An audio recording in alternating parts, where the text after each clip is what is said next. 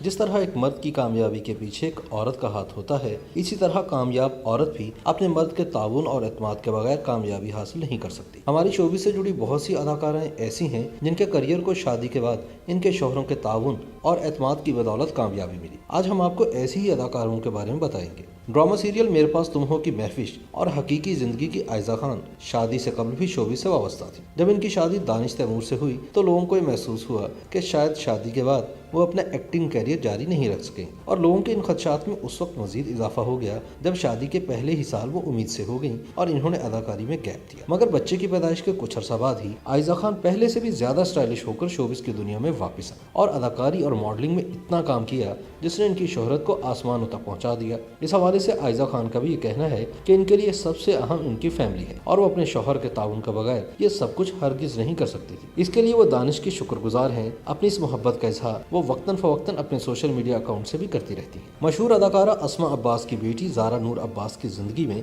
अदाकारी के मैदान में कामयाबी हासिल करने के लिए एक ट्रेजेडी इनकी पहली शादी थी, जो कि इन्होंने अदाकारी की इजाज़त के ख्याल से की, मगर वो बुरी तरह नाकाम हुई। इसके बाद इनकी जिंदगी में असद सिद्दीकी आए, जिन्होंने ज़ारा को न सिर्फ शोबिस में काम करने की मुकम्मल इजाज़त दी बल्कि अपनी मोहब्बत के साथ हर मौके पर इनके साथ खड़े नजर आए, जिससे ज़ारा नूर अब्बास के एतमाद में बहुत इजाफा हुआ और वह शादी के बाद पहले से बहुत ज्यादा कामयाब नजर आए। मशहूर हिदायतकार काजिम पाशा की बेटी निदा यासिर ने शादी से कबल अदाकारी के मैदान में न सिर्फ अपनी सलाहियतों का लोहा मनवाया बल्कि काफी शोहरत भी हासिल की। मगर अपने करियर के अरूज पर इन्होंने यासिर नवाज से शादी का फैसला कर लिया और इसके नतीजे में शोबिस को खैरबाद कह दिया और अपनी पूरी तवज्जो अपने घर और शोहर को दी। एक तवील गैर हाजिरी के बाद निदा यासिर ने एक निजी चैनल में सुबह के शो की मेजबानी से दोबारा शोबिस में कदम रखा। इनकी सलाहियतों ने यहाँ पर भी इनको तनहा न छोड़ा और इन्होंने इस शोबे में भी खुद को मनवाया। अब जबकि वो मुस्तकिल तौर पर सुबह के शो की मेजबान के तौर पर हर रोज स्क्रीन पर नजर आती हैं, तो इस हवाले से इनका यह मानना है कि ये कामयाबी इनके शौहर के ताउन के बगैर मुमकिन न थी। ताहम अब भी वो अदाकारी को वक्त नहीं दे रही और इस हवाले से इनका ये कहना है कि अदाकारी कुल वक्ती काम है जिससे इनका घर और फैमिली मुतासिर होती है, इसलिए वो मेजबानी करके ही खुश है। हीरा मानी ने शोबिस में कदम शादी के बाद रखा। उस वक्त तक मानी अपने आप को मनवा चुके थे, मगर उन्होंने अपनी कामयाबी के साथ साथ अपनी बीवी की सलाहियतों को देखते हुए